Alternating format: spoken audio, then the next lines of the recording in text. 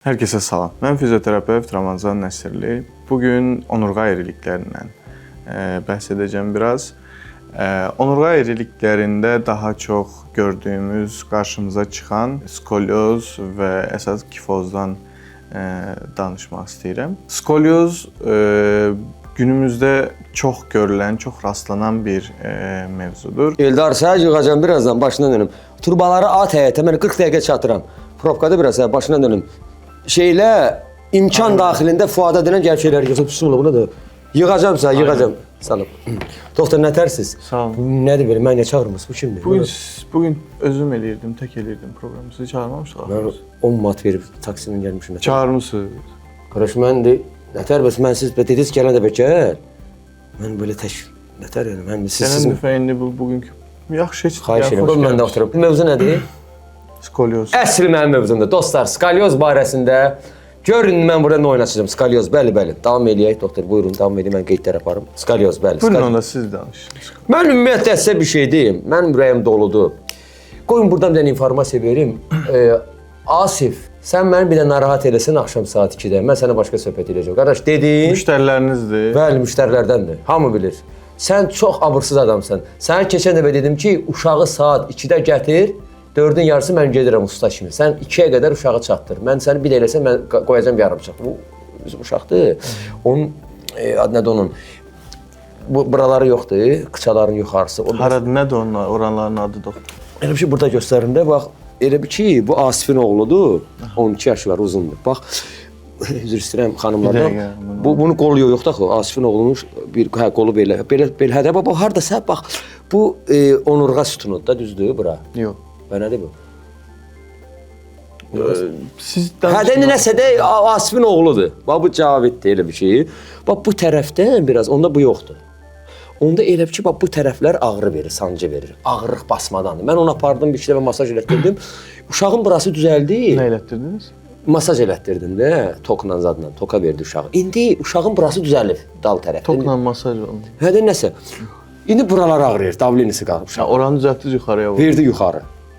O məni gicirdir, amma mən niyə narahat edirsən? Get normal həkimin yanına. Mən bacardığımı elədim. Bu nə gündədir bu?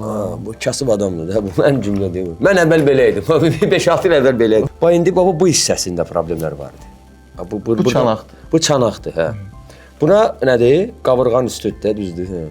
Antrikot tərəfdə.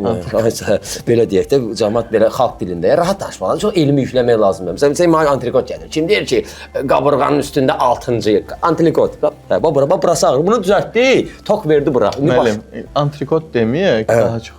Bura çanaqdır, bura onurğasıdır. Onurğasını tam axıra. Qabırğalar bunlardır. Aysa. İndi bax, bura verdi, qalxdı bura. Skolyoz onurğanın yana, sağa və ya sola doğru əyilməsidir. Bu iki nöqtədə ola bilər və ya üç nöqtədə ola bilər əyriliklər. Və ya skolyozla birlikdə onurğada rotasyon, yəni onurğanın özünün öz ətrafında dönməsi ola bilər. Məsələn, skolyoz olduğunu necə bilə bilərik uşaqda? Yuxarıda skolyozu var. Məsəl üçün sağa doğru bir əyrilik var. Sağ çiyini aşağı düşər, skolyozla bir narahat olmayın, özü durur ayaq. Qardaşlıqlar eləyir. Əyildi, elə bir ki, sağa verir. Və ya burada çanaqlar, özəlliklə çanağı necə görə bilərik? Uşağı soyundurduğumuzda arxadan baxanda qamzələ şeylər olur. Yuvarlaq, incə barmaq yeri qədər batıq yerlər olur. Sağ və ya sol. İki tərəfə. Onlara belə barmaq əlimizi qoyaraq asimetrisi var. Və ya məsələn rotasyon burulmanın olduğunu necə görə bilərik? Burada uşağı önə doğru əydiyimizdə, deyəlim ki, sağa bir sola rotasyon varsa, burada bir gibozitə, yəni əzələlərin çölə çıxması, daha başa düşüləcək termində desək, şiş kimi. Şiş olur, bəli. Olur. Və ya yuxarıda skolyoz olan bölgənin tərsində, yəni bu tarafda, deyəlim ki, burada şey varsa, burada bir gibozitə olur. Ora verir. Deyir, bir sağ gedə əyləndə sola şiş verir. İndi burada onu lazımdır toka vermək burasında. Şimdi baxın, problem əzələ problemidir. Və ya sümükdə deformasyon varsa, bunu tokla, tok burada faydalı ola bilər. Amma burada daha çox doğal, təbii yöntəmlərlə, yəni idmanla müalicələr aparmaq daha məqsədə uyğun olacaqdır. Çünki deyəlim ki, sağa bir əyrilik var. Buradakı əzələlərə germə, stretchinglər verib öbür tərəfdəki əzələləri gücləndirmək lazımdır ki, bura güclü olduqca bunu çəkəcək. Balans qorunsun. Balans qorunsun. İndi mən sizə açıq bir şey deyim dostlar. İndi bax doktor peşəkar adamdır, öz məsləhətini verdi, fikri dedi, çox gözəl aydın şəkildə izah edir. Amma mən skalyozla bağlı indi mənim təcrübəm deyir də bir hardasa yalan deməyim. Yəni, yalandan danışmaq lazımdır, şəffaf formada. Bax, and olsun bu qardaşa ki, mən dəqiq deyirəm. Mənim hardasa, belə deyək, bu vaxta qədər olub hardasa 5-6 belə pasiyentim.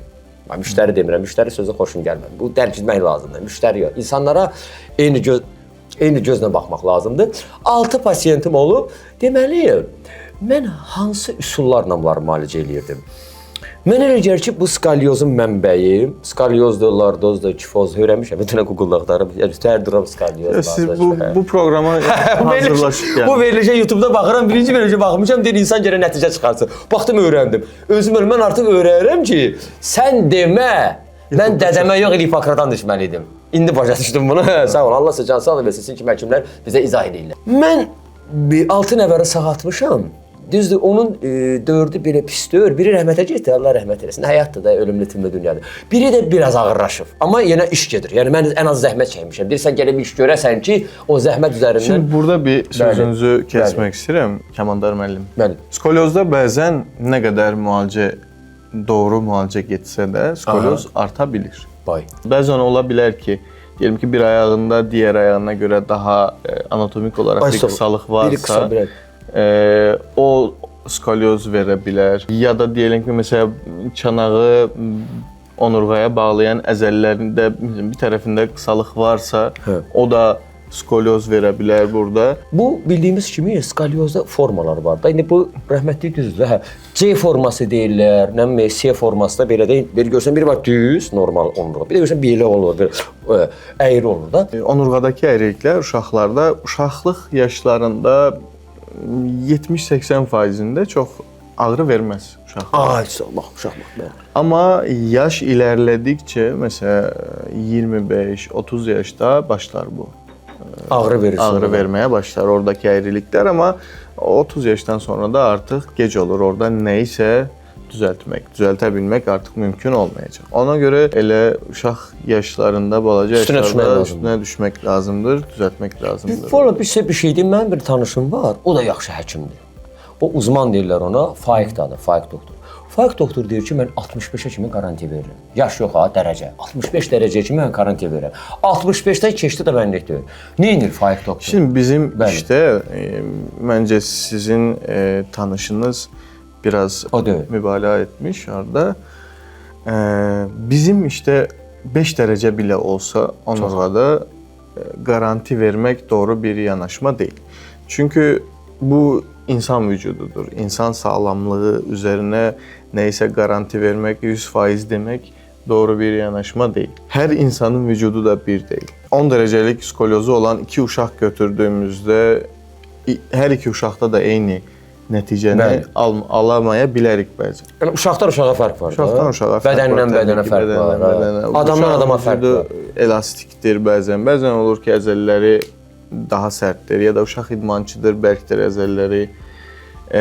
Ya da içəridə sümük strukturunda bir dəyişiklik, deformasyon vardır. Bunlar hamısı önəmlidir. 40 dərəcənin üstündə birincil önce bir nörocərrah görməlidir. Çünkü onurğa beyni geçtiği için bunun içerisinden buradaki eğrilik bir anda düzeltildiğinde ya da düzeltilmeye çalışıldığında onurğa beynine ziyan verilebilir. Bu neyrolojiya verir xəbəri. Bəli. Onun için önce daha çok nörocərrah görüp fizyoterapiyaya icazə vermesi lazım o dərəcələrdə. Onda belə çıxır ki, Ramazan doktor, fizioterapiya birbaşa cərrahiyyənin, neyrologiya ilə bağlı bir şeydir. Neyrocərrahiyyənin bağlantısı var, əlaqəsi var. Əlaqəsi var amma birbaşa deyil. Amma əlaqə var. Yüksək dərəcələrdə bəli. İndi bax belə deyək də, onu Faiq sən heç nə. Sən trepka tullasan gəz. Faiq adam deyil. Faiq onda cəmaat alladırsan 65-ə qarantiyə ki, kişisən hə. Faiq sənlə danışacaq. Onda belə çıxır ki, bax siz deyirsiniz insan orqanizmindən bu individual məsələdir.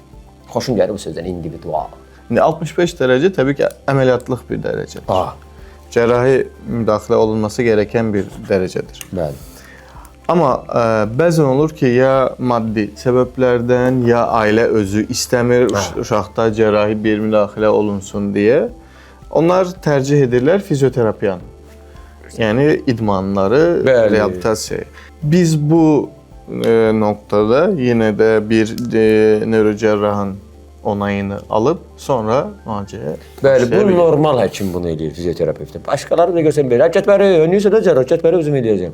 Bax Faiq, sənə yenə deyirəm buradan, səninlə danışacaq sonra. İndiki günümüzdəki uşaqların bu qədər çox skolyozlu, bu qədər problemli olmalarına səbəbi indi ola bilər ki, qidalarımız, yediklərimiz, içdiklərimiz bu qidaların bir şeyi ola bilər, təsiri ola bilər. Yəni indi uşaqların çoxsu telefonda, kompüterdə olduqları üçün radiasiya ola bilər. Professional idmanla məşğul olan uşaqlarda da biz görürük ki, skolyozu var. Bəli, bax o sual verir, idmançılar. O çünki yəni burada sadəcə işte əzələ zəifliyi var və buna görə skolyozu var. Tam demək də doğru olmur. Bizim iş təcrübəmizdə biz bunu gördük ki, yəni skolyozda net bir səbəb ortaya qoya bilmirik. İşte atıyorum yastı pəncəliyi var deyə uşaqda skolyoz var demək, bunu net demək doğru olmur. Çünki skolyozu yastı pəncəliyi olmayan uşaqlarda da skolyoz görülə bilir. Bəli. Doktor, mənim üçün maraqlıdır. Çox vacib məsələlərdəndir ya. Bu bilirsiniz ki, skolyozun dərəcələri var da. Artanda korset zat yazırlar da, korset. Deməli, mənim yanıma bir uşaq gəlmişdi. Mən də uşaqlarla məsləhətləşdim ki, buna korset. Dəmirdən. Mən buna korset yazdım. Qol, qıç hər yerinə bağladı da. Uşaq bildiz terminator oxşur. Yəni hərəkət edəmirdi. Ay Allahın da olsun, barmaqlarına kimi dəmir keçirdi. Uşaq suyu belə içirdi, la belə. Dedilər ki, uşaq əziyyət çəkir, yaydı, istidir mi qardaş? Bunun variantı yoxdur. Bu belə olmalıdır. Uşaq 6 ay belə dəmirdə gedir. Bu nətər, yəni bunun başqa belə deyək də, nətər sizə deyim, bir rezindən mi olan, bir pambıqdan mı olan, kağız mı, yumuşaq bir şeydən olanı yoxdur. Əziyyət çəkir cəmaət. Zulm çəkir, nəfəs alamıyor. Şimdi baxın, o qədər sizin dediyiniz qədər biraz abartılı olmuş orada. Amma bəzən olur ki, skolyozlarda korset qaçınılmazdır. Bəli. Tək başına idmanlarla onu əgər dərəcəni saxlaya bilmiriksə, orada mütləq korsetdən istifadə etməliyik. Amma korset tək başına sadəcə bu səfər də işte uşaq korseti verdik, sadəcə korset taxır, o da ziyandır. Burada tamamən idmanla paralel taxmalıdır. Yəni həm idman edəcək, bədəni gücləndirəcək, sonra korsetini taxacaq. Vay bu zulümdür ki, dayı, bu nətər olacaq onun axırı? Bizim səbrimiz çatmır. Uşaq deyir, əynim dəyişirəm, xoşuma gəlmir. Əyin üzərini dəyişə bilər. Yəni gün içərisində minimum bir 16-17 saat taxmalıdır ən az. Ay dədəm, vay zulümdür ki. Ki korset taxmağı ona bir fayda versin. Ən məsələn məni narahat edən məsələ nə idi? Bizim bir yaxın uşaq var idi. Bu ağırlıq qaldırma ilə məşğuldur. Ştangisində. Kimi gəlib götürüb atırdı belə güclü uşaq. Bu birbaşa olaraq, bax sualı belə vermək istəyirəm. Ağırlıq qaldırma var da, ştanga qaldırmaq. Bunun onurğa sütununa, skolyozun yaranmasına, lardoz və s. onurğa sütununa bağlı problemlər var da, xəstəlik. Təsiri var yoxsa yoxdur? Yəni mən 20 il ağırlıq qaldırıram. Şərab 200 kilo məsəl üçün. Var mı yoxdur? Ağırlıq qaldırmanın yoxdur, yox. Ağırlıq qaldırmanın birbaşa skolyoza Heç əmələ gələnməz o, mümkündür. Yox. Və nətər bizim bu Faiq, deyirsən Faiq yıxır. Hə Faiq. Eşidib yəqin danışıqlarınız. Qardaş, mən sənə nə demişəm, mən sənin haqqında mən olanı deyirəm. Deyirəm ya, təhqir elədiyim mən, eyb yox. Deyirəm, sən mənə demə, qardaş, olanı deyirəm. Yəni, burada həqiqəti deyirik. Mən həqiqəti olsun, mən öz doğmanın üstündən keçərəm. Əsas insanlara düzgün məlumat vermək lazım. Yaxşı, gəlin belə danışaq da. Bu, indi həkimlərin bəziləri deyir ki, skolyoz da 2-ci dərəcəli, məsəl üçün 33 dərəcədir. Bunu biz tamamilə sıfıra salırıq. Göstərir ki, before after var da, əvvəl sonra. Göstərir, şah belə gəlir, sonra verilir. Tüp belən düz gedir. Əla, gözəl. Amma 2 aydan sonra şah təzən əyirdi. Nə oldu bu? Nə baş verdi orada? Yaxşı, bu gələndə əyrilmişdi, indi sıfıra saldılar. Dediklərini görürəm. Mən elə görürəm də. Bizim bir-iki dostlarımız var. Sonra təzən əyirdi. Nə oldu bu? Şimdi 33 dereceyi sıfıra salmaq çox mümkün olan bir şey deyil. Onda yalandan eləyib orada. İndi mən bilmirəm orada nə olunub. Skolyozdan nəticə alına bilər. Diyelim ki 20 derece idi, 15'e düştü, 16'ya düştü, 16'ya düştü. Nəticə alındıktan sonra o nəticəyi, o dərəcəyi qorumaq üçün yenə idmanlara devam edilməlidir. ki alınan dərəcədə əzələləri bərkitmək lazım. Geri qayıtmasın.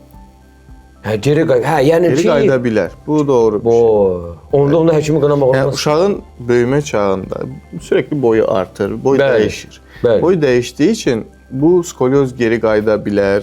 Hətta məsələn diyelim ki 2 ay sonra qayıtmasa da bir 5-6 ay sonra geri Daha qayıda qayıdır. bilər. Daha da artar da. Boy. Onun üçün yəni bir uşaqda əgər skolyoz varsa diyelim ki 5 yaşında, 10 yaşında gördük ki skolyozu var. Ən az 20 yaşına qədər bu uşaqlar kontroldə olmalıdır. 10 il. Bəli. Boy dedim bu. Ki 6 aydan bir özellikle muayene olunmalıdır ki skolyozun artıp artmadığını görebilek. Gördüğümüzde de erken müdahale yani tez müdahale edip dereceyi ya azaltıp ya da o derecede koruyabilek. 20 yaşı geçmiş insanlar içindeyim. Skolyozu olan insanlarda iki seçenek olacak. Evet. Ya ağrıyla yaşayacak ya da idmanlar edecek ki ağrısı. Bu şeyde eğer evde o şərait yoktursa bunu fizik tedavi merkezlerinde idmanlarına devam edebilir. Həmişə məni maraqlandıran məsələ dünyəvilikdir. Xaricdə, məsəl üçün, skolyozla bağlı, belə deyək də, mən də bir innovasiyanın, yeniliyin tərəfdarıyım. Nə var orada, məsəl üçün, bizi maraqlandıran? Sadece skolyoz değil, fizyoterapiya ile bağlı Bəli. dünyada olan bütün yenilikleri, Bəli. yeni cihazları hamısını biz zaten takip ediyoruz. Azerbaycan'da yeterince profesyonel bir yanaşma, yeterince aparatlardan istifade var. Sadece burada esas önemli olan şey düzgün, bu işi bilen doğru hekime, doğru fizyoterapevte yönelebilmektir. Görürsünüzmü? Hər işin peşəkarı olmaq lazımdır. Belə ağzından gələni danışan məsələ. Doktor, çox sağ olun. Düzdür, mənə dəvət eləməmişdi. Açıqdan çox xətrimə dəydi. İndi buranı şey eləməyəcək. Mən gəlmiş bura, mən niyə dəvət eləməm? Mən özüm gəlim. Bildim gəl, maşını görüm, maşından tanıyıram. Mən gəldim, çıxdım bura. Siz harda qalırsınız? Hətta buralarda deyil. Mən Maşını gördünüz xahiş gələn verilişdə çox xahiş məni çağırın. Çox mən ürəyim partlayıb darıxıram. Ama hoş oldu. Çox sağ olun. Skolyozla bağlı çox gözəl söhbət elədik. İzləyin bizim kanalı, bizim Neçə Doktorun kanalı. Mən gəlib girmişəm, bura paz olmuşam. Amma gələn verişdə lap belə qlobal vacib məsələlərdən danışacağıq. Mən gedim, Faiq məni yığır. Faiq məni söyüş yazır. Sağ olun. Gedim, Faiq çıxıram verişdən gəlirəm, Faiq. Gəlirəm, Faiq.